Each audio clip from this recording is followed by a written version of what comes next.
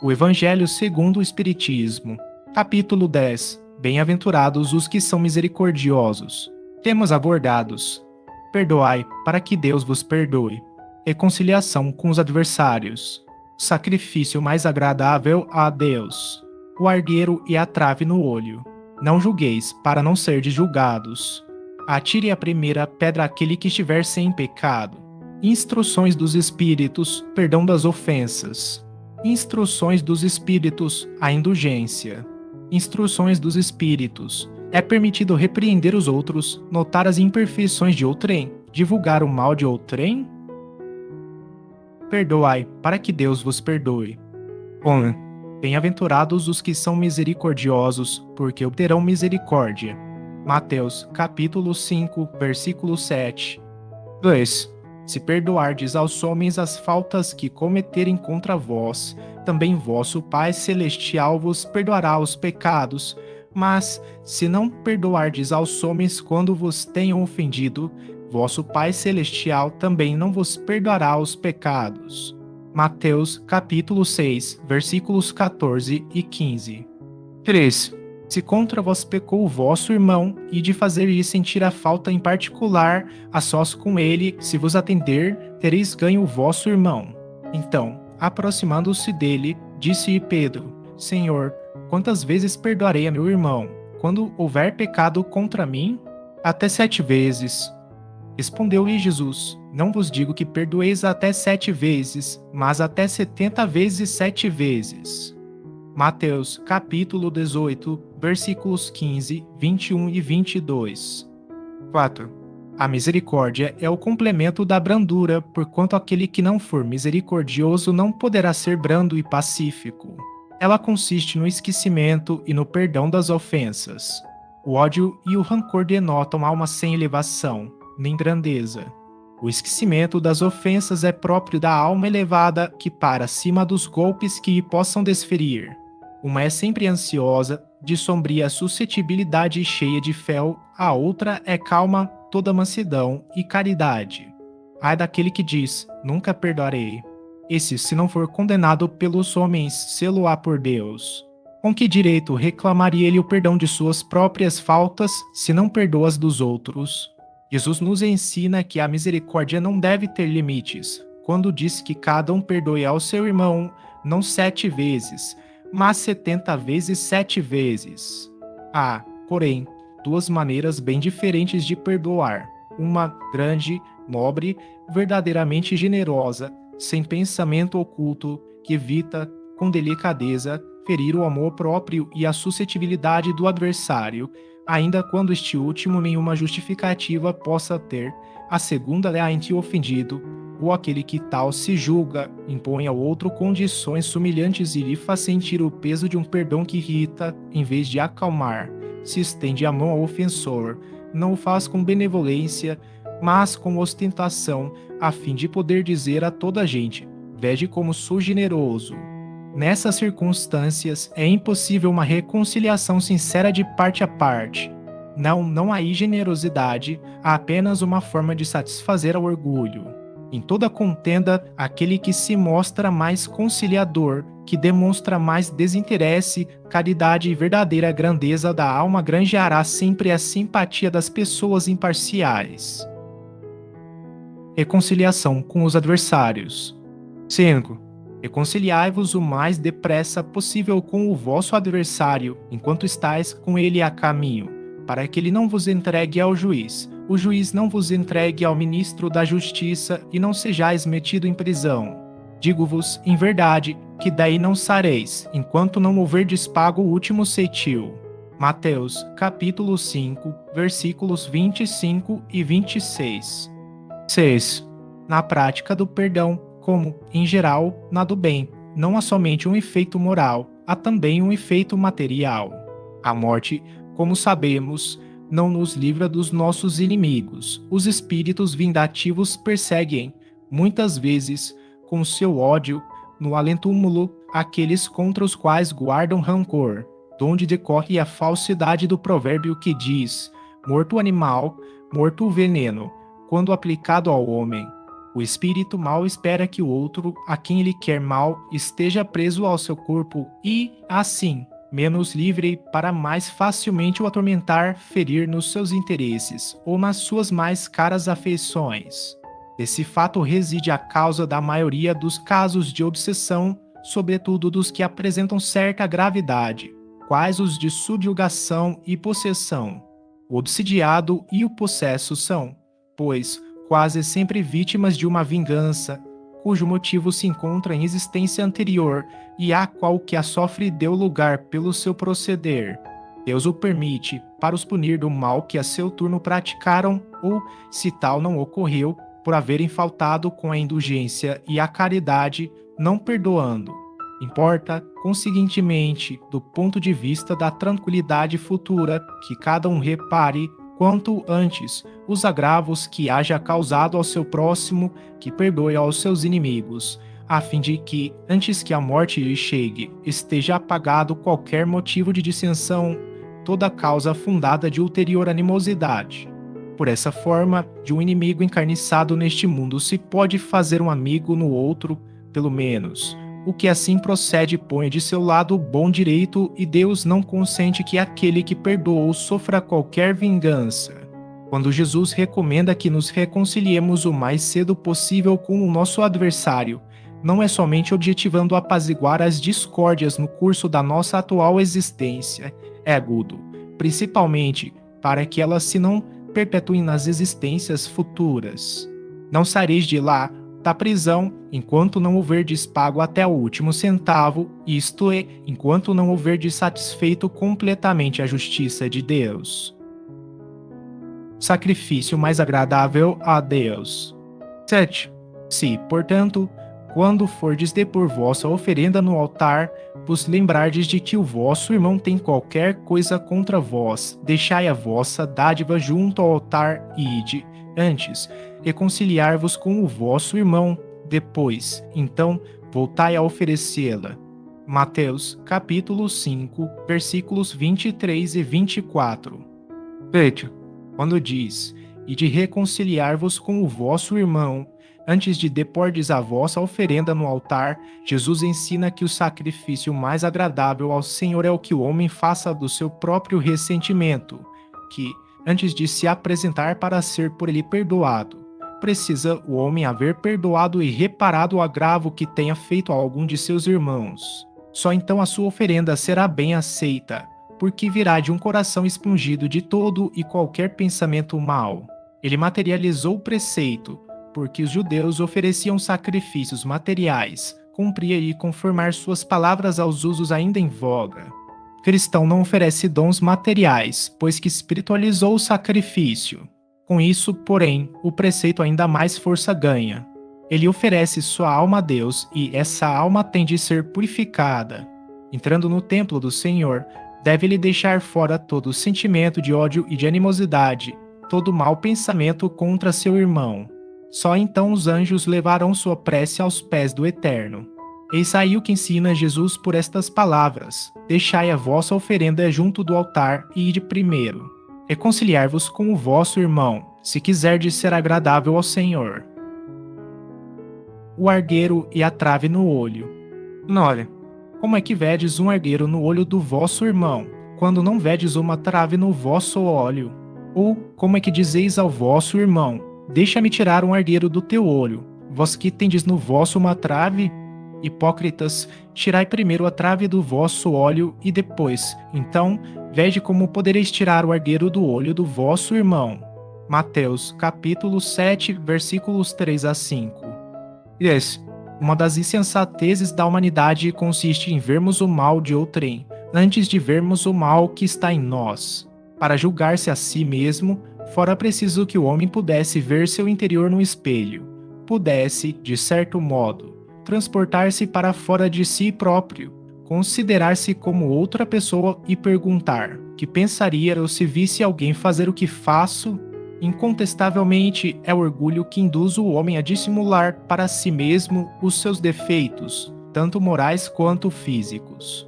Semelhante insensatez é essencialmente contrária à caridade, porquanto a verdadeira caridade é modesta, simples e indulgente. Caridade orgulhosa é um contrassenso, visto que esses dois sentimentos se neutralizam um ao outro. Com efeito, como poderá um homem, bastante presunçoso para acreditar na importância da sua personalidade e na supremacia das suas qualidades, possuir ao mesmo tempo abnegação bastante para fazer ressaltar em outrem o bem que o eclipsaria em vez do mal que o exalçaria? Por isso mesmo, porque é o pai de muitos vícios, o orgulho é também a negação de muitas virtudes. Ele se encontra na base e como um móvel de quase todas as ações humanas. Essa é a razão por que Jesus se empenhou tanto em combatê-lo, como o principal obstáculo ao progresso. Não julgueis, para não serdes julgados. Atire a primeira pedra aquele que estiver sem pecado. 11. Não julgueis, a fim de não serdes julgados, porquanto sereis julgados conforme houverdes julgado os outros, empregar-se-á convosco a mesma medida de que vos tenhais servido para com os outros. Mateus, capítulo 7, versículos 1 e 2. 12. Então, os escribas e os fariseus lhe trouxeram uma mulher que fora surpreendida em adultério e, pondo-a de pé no meio do povo, disseram a Jesus: Mestre, esta mulher acaba de ser surpreendida em adultério. Ora, Moisés, pela lei, ordena que se lapidem as adúlteras. Qual sobre isso a tua opinião? Diziam isto para o tentarem e terem de que o acusar. Jesus, porém, abaixando-se, entrou a escrever na terra com o dedo. Como continuassem a interrogá-lo, ele se levantou e disse: Aquele dentre vós que estiver sem pecado, atire a primeira pedra. Em seguida, abaixando-se de novo, continuou a escrever no chão. Quanto aos que o interrogavam, esses, ouvindo falar daquele modo, se retiraram, um após outro, afastando-se primeiro os velhos. Ficou, pois, Jesus a sós com a mulher, colocada no meio da praça. Então, levantando-se, perguntou-lhe Jesus: Mulher, onde estão os que te acusavam? Ninguém te condenou. Ela respondeu: Não, Senhor. Disse Jesus: Também eu não te condenarei. Vai-te de futuro, não tornes a pecar. João, capítulo 8, versículos 3 a 11. 13. Atire a primeira pedra aquele que estiver isento de pecado, disse Jesus. Essa sentença faz da indulgência um dever para nós outros, porque ninguém aqui não necessite, para si próprio, de indulgência. Ela nos ensina que não devemos julgar com mais severidade os outros, do que nos julgamos a nós mesmos, nem condenar em outrem aquilo de que nos absolvemos. Antes de profigarmos a alguém uma falta, vejamos se a mesma censura não nos pode ser feita. O reproche lançado à conduta de outrem pode obedecer a dois móveis: reprimir o mal ou desacreditar a pessoa cujos atos se criticam. Não tem escusa nunca este último propósito, porquanto, no caso, então, só maledicência e maldade. O primeiro pode ser louvável e constitui mesmo, em certas ocasiões, um dever, porque um bem deverá daí resultar e porque, a não ser assim, jamais, na sociedade, se reprimiria o mal. Não cumpre, aliás, ao homem auxiliar o progresso do seu semelhante. Importa, pois, não se tome em sentido absoluto este princípio. Não julgueis se não quiserdes ser julgado, porquanto a letra mata e o espírito vivifica. Não é possível que Jesus haja proibido se profligue o mal, uma vez que ele próprio nos deu o exemplo, tendo feito até em termos enérgicos. O que quis significar é que a autoridade para censurar está na razão direta da autoridade moral daquele que censura. Tornar-se alguém culpado daquilo que condena em outrem é abdicar dessa autoridade, é privar-se do direito de repressão. A consciência íntima, ademais, nega respeito e submissão voluntária àquele que, investido de um poder qualquer, viola as leis e os princípios de cuja aplicação lhe cabe o encargo. Aos olhos de Deus, uma única autoridade legítima existe, a que se apoia no exemplo que dá do bem. É o que, igualmente, ressalta das palavras de Jesus. Instruções dos Espíritos, perdão das ofensas. 14. Quantas vezes perdoarei a meu irmão? Perdoareis, não 7 vezes, mas 70 vezes 7 vezes. Aí tendes um dos ensinos de Jesus que mais vos devem percutir a inteligência e mais alto falar ao coração. Confrontai essas palavras de misericórdia com a oração tão simples, tão resumida e tão grande em suas aspirações que ensinou a seus discípulos, e o mesmo pensamento se vos deparará sempre. Ele, o justo por excelência, responde a Pedro: perdoarás, mas ilimitadamente perdoarás cada ofensa tantas vezes quantas ela te for feita. Ensinarás a teus irmãos esse esquecimento de si mesmo, que torna uma criatura invulnerável ao ataque, aos maus procedimentos e às injúrias. Serás brando e humilde de coração, sem medir a tua mansuetude, farás, enfim, o que desejas que o Pai Celestial por ti faça. Não está ele a te perdoar frequentemente? Conta porventura as vezes que o seu perdão desce a te apagar as faltas? Prestai, pois, ouvidos a essa resposta de Jesus e, como Pedro, aplicai a vós mesmos. Perdoai, usai de indulgência, sede caridosos, generosos, pródigos até do vosso amor. Dai, que o Senhor vos restituirá, perdoai, que o Senhor vos perdoará, abaixai-vos, que o Senhor vos elevará, humilhai-vos, que o Senhor fará-vos assenteis à sua direita. Ide, meus bem-amados, estudai e comentai estas palavras que vos dirijo da parte daquele que, do alto dos esplendores celestes, os tem sempre sob as suas vistas e prossegue com amor na tarefa ingrata a que deu começo faz 18 séculos. Perdoai aos vossos irmãos, como precisais que eles vos perdoem. Se seus atos pessoalmente vos prejudicaram, mas o motivo aí tendes para serdes indulgentes, porquanto o mérito do perdão é proporcionado à gravidade do mal. Nenhum merecimento teríeis em relevar os agravos dos vossos irmãos, desde que não passassem de simples arranhões. Espíritas, jamais vos esqueçais de que, tanto por palavras como por atos, o perdão das injúrias não deve ser um termo vão. Pois que vos dizeis espíritas, sede ó, olvidai o mal que vos hajam feito e não penseis senão numa coisa, no bem que podeis fazer. Aquele que enveredou por esse caminho não tem que se afastar daí, ainda que por pensamento, uma vez que sois responsáveis pelos vossos pensamentos, os quais todos Deus conhece. Cuidai, portanto, de os expungir de todo o sentimento de rancor. Deus sabe o que demora no fundo do coração de cada um de seus filhos. Feliz, pois, daquele que pode todas as noites adormecer, dizendo: nada tenho contra o meu próximo. Simeão, Bordeaux, 1862. 15. Perdoar aos inimigos é pedir perdão para si próprio. Perdoar aos amigos é dar-lhes uma prova de amizade. Perdoar as ofensas é mostrar-se melhor do que era. Perdoai, pois, meus amigos, a fim de que Deus vos perdoe, porquanto, se fordes duros, exigentes, inflexíveis, se usardes de rigor até por uma ofensa leve, como querereis que Deus esqueça de que cada dia maior necessidade tendes de indulgência? Ai daquele que diz, nunca perdoarei, pois pronuncia a sua própria condenação. Quem sabe, aliás, se, descendo ao fundo de vós mesmos, não reconhecereis que fostes o agressor? Quem sabe se, nessa luta que começa por uma alfinetada e acaba por uma ruptura, não fostes quem atirou o primeiro golpe, se vos não escapou alguma palavra injuriosa, se não procedestes com toda a moderação necessária?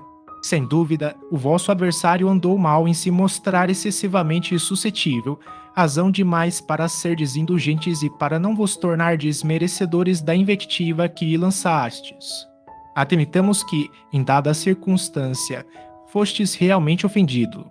Quem dirá que não envenenastes as coisas por meio de represálias e que não fizestes degenerasse em querela grave o que houvera podido cair facilmente no ouvido? Se de vós dependia impedir as consequências do fato e não as impedistes, sois culpados. Admitamos, finalmente, que de nenhuma censura vos reconheceis merecedores. Mostrai-vos clementes e com isso só fareis que o vosso mérito cresça. Há, porém, duas maneiras bem diferentes de perdoar: há o perdão dos lábios e o perdão do coração. Muitas pessoas dizem, com referência ao seu adversário, eu lhe perdoo, mas, interiormente, alegram-se com o mal que lhe advém, comentando que ele tem o que merece. Quantos não dizem, perdoo e acrescentam, mas não me reconciliarei nunca, não quero tornar a vê-lo em toda a minha vida. Será esse o perdão, segundo o Evangelho? Não. o perdão verdadeiro, o perdão cristão é aquele que lança um véu sobre o passado, esse único que vos será levado em conta, visto que Deus não se satisfaz com as aparências. Ele sonda o recesso do coração e os mais secretos pensamentos. Ninguém se lhe impõe por meio de vãs palavras e de simulacros. O esquecimento completo e absoluto das ofensas é peculiar às grandes almas, o rancor é sempre sinal de baixeza e de inferioridade. Não ouvideis que o verdadeiro perdão se reconhece muito mais pelos atos do que pelas palavras. Paulo, apóstolo. Lyon, 1861. Instruções dos Espíritos à indulgência. 16. Espíritas, queremos falar-vos hoje da indulgência, sentimento doce e fraternal que todo homem deve alimentar para com seus irmãos, mas do qual bem poucos fazem uso. A indulgência não vê os defeitos de outrem, ou, se os vê, evita falar deles, divulgá-los. Ao contrário, oculta-os, a fim de que se não tornem conhecidos senão dela unicamente, e, se a malevolência os descobre, tem sempre pronta uma escusa para eles, escusa plausível, séria, não das que, com aparência de atenuar a falta, mas a evidenciam com pérfida intenção. A indulgência jamais se ocupa com os maus atos de outrem, a menos que seja para prestar um serviço, mas, mesmo neste caso, tem o cuidado de os atenuar tanto quanto possível. Não faz observações chocantes, não tem nos lábios censuras, apenas conselhos e, as mais das vezes, velados. Quando criticais, que consequência se é de tirar das vossas palavras? A de que não tereis feito o que reprovais, visto que estáis a censurar, que valeis mais do que o culpado. Ó homens, quando será que julgareis os vossos próprios corações, os vossos próprios pensamentos, os vossos próprios atos, sem vos ocupardes com o que fazem vossos irmãos? Quando só tereis olhares severos sobre vós mesmos. Sede, pois, severos para convosco, indulgentes para com os outros. Lembrai-vos daquele que julga em última instância, que vê os pensamentos íntimos de cada coração e que, por conseguinte, desculpa muitas vezes as faltas que censurais ou condena o que relevais, porque conhece o móvel de todos os atos. Lembrai-vos de que vós, que clamais em altas vozes, anátema, tereis, quiçá, cometido faltas mais graves. Sede indulgentes, meus amigos, porquanto a indulgência atrai, acalma, ergue, ao passo que o rigor desanima, afasta e irrita. José, Espírito Protetor. Ordeaux, 1863. 17. Sede indulgentes com as faltas alheias, quaisquer que elas sejam, não julgueis com severidade senão as vossas próprias ações, e o Senhor usará de indulgência para convosco, como de indulgência houverdes usado para com os outros. Sustentai os fortes, animai-os à perseverança. Fortalecei os fracos, mostrando-lhes a bondade de Deus, que leva em conta o menor arrependimento. Mostrai a todos o anjo da penitência estendendo suas brancas asas sobre as faltas dos humanos e velando-as assim aos olhares daquele que não pode tolerar o que é impuro. Compreendei todos a misericórdia infinita de vosso Pai e não esqueçais nunca de dizer, pelos pensamentos, mas, sobretudo, pelos atos, perdoai as nossas ofensas, como perdoamos aos que nos são ofendido. Compreendei bem o valor destas sublimes palavras, nas quais não somente a letra é admirável, mas principalmente o ensino que ela veste. Que é o que pedis ao Senhor, quando implorais para vós o seu perdão? Será unicamente o ouvido das vossas ofensas? Ouvido que vos deixaria no nada, porquanto, se Deus se limitasse a esquecer as vossas faltas, ele não puniria, é exato, mas tampouco recompensaria. A recompensa não pode constituir prêmio do bem que não foi feito, nem, ainda menos, do mal que se haja praticado, embora esse mal fosse esquecido. Pedindo-lhe que perdoe os vossos desvios, o que lhe pedis é o favor de suas graças, para não reincidirdes neles. É a força de que necessitais para enveredar por outras sendas, as da submissão e do amor, nas quais podereis juntar ao arrependimento a reparação. Quando perdoardes aos vossos irmãos, não vos contenteis com estender o véu do esquecimento sobre suas faltas, porquanto, as mais das vezes, muito transparente é esse véu para os olhares vossos. Devais, simultaneamente, com o perdão, o amor, fazei por eles o que pediríeis fizesse o vosso Pai Celestial por vós. Substitui a cólera que conspurca pelo amor que purifica.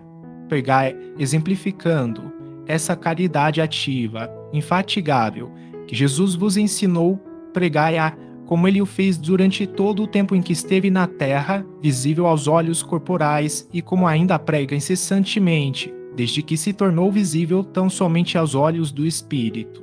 Segui esse modelo divino, caminhai em suas pegadas, elas vos conduzirão ao refúgio onde encontrareis o repouso após a luta. Como ele, carregai todos vós vossas cruzes e subi penosamente, mas com coragem, o vosso calvário, em cujo cimo está a glorificação. João, bispo de Bordeaux, 1862. 18. Caros amigos, sede severos convosco, indulgentes para as fraquezas dos outros. Esta é uma prática da santa caridade que bem poucas pessoas observam. Todos vós tendes maus pendores a vencer, defeitos a corrigir, hábitos a modificar. Todos tendes um fardo mais ou menos pesado a alijar, para poder desgalgar o cume da montanha do progresso. Por que, então, a vez de mostrar-vos tão clarividentes com relação ao próximo e tão cegos com relação a vós mesmos, quando deixareis de perceber, nos olhos de vossos irmãos, o pequenino argueiro que os incomoda, sem atentardes na trave que, nos vossos olhos, vos cega, fazendo-vos ir de queda em queda? Crede nos vossos irmãos, os espíritos. Todo homem, bastante orgulhoso para se julgar superior em virtude e mérito aos seus irmãos encarnados, é insensato e culpado. Deus o castigará no dia da sua justiça.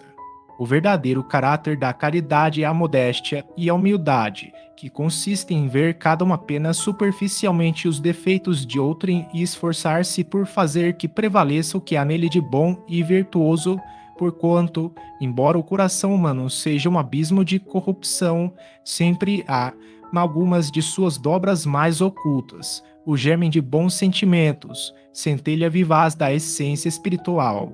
Espiritismo, doutrina consoladora e bendita. Felizes dos que te conhecem e tiram proveito dos salutares ensinamentos dos Espíritos do Senhor. Para esses, iluminado está o caminho, ao longo do qual podem ler estas palavras que lhes indicam o meio de chegarem ao termo da jornada: caridade prática, caridade do coração, caridade para com o próximo, como para si mesmo, numa palavra, caridade para com todos e amor a Deus acima de todas as coisas, porque o amor a Deus resume todos os deveres e porque impossível é amar realmente a Deus, sem praticar a caridade, da qual fez ele uma lei para todas as criaturas. Do Fetre, bispo de Nevers, Bordeaux. Instruções dos Espíritos. É permitido repreender os outros, notar as imperfeições de outrem, divulgar o mal de outrem? 19. Ninguém sendo perfeito, seguir-se-á que ninguém tem o direito de repreender o seu próximo. Certamente que não é essa a conclusão a tirar-se, porquanto cada um de vós deve trabalhar pelo progresso de todos e, sobretudo, daqueles cuja tutela vos foi confiada. Por isso mesmo, deveis fazê-lo com moderação, para um fim útil, e não, como as mais das vezes, pelo prazer de denegrir. Neste último caso, a repreensão é uma maldade. No primeiro, é um dever que a caridade manda seja cumprido com todo o cuidado possível.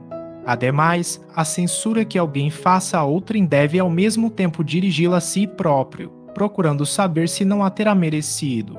São Luís, Paris, 1860. 20. Será repreensível notarem-se as imperfeições dos outros quando daí nenhum proveito possa resultar para eles, uma vez que não sejam divulgadas. Tudo depende da intenção. De certo, a ninguém é defeso ver o mal, quando ele existe. Fora mesmo inconveniente ver em toda parte só o bem. Semelhante ilusão prejudicaria o progresso. O erro está no fazer-se que a observação redunde em detrimento do próximo, desacreditando-o, sem necessidade, na opinião geral. Igualmente repreensível seria fazê-lo alguém apenas para dar expansão a um sentimento de malevolência e à satisfação de apanhar os outros em falta. Dá-se inteiramente o contrário quando, estendendo sobre o mal um véu, para que o público não veja, aquele que note os defeitos do próximo faça em seu proveito pessoal, isto é, para se exercitar em evitar o que reprova nos outros. Essa observação, em suma, não é proveitosa ao moralista? Como pintaria ele os defeitos humanos, se não estudasse os modelos? São Luís Paris, 1860. 21. Haverá casos em que convenha se desvende o mal de outrem? É muito delicada esta questão e, para resolvê-la, necessário se torna apelar para a caridade bem compreendida. Se as imperfeições de uma pessoa só ela prejudicam, nenhuma utilidade haverá nunca em divulgá-la. Se, porém, podem acarretar prejuízo a terceiros, deve-se atender de preferência ao interesse do maior número. Segundo as circunstâncias, desmascarar a hipocrisia e a mentira pode constituir um dever, pois mais vale caia um homem do que virem muitos a ser suas vítimas. Em tal caso, deve-se pesar a soma das vantagens e dos inconvenientes. São Luís Paris, 1860.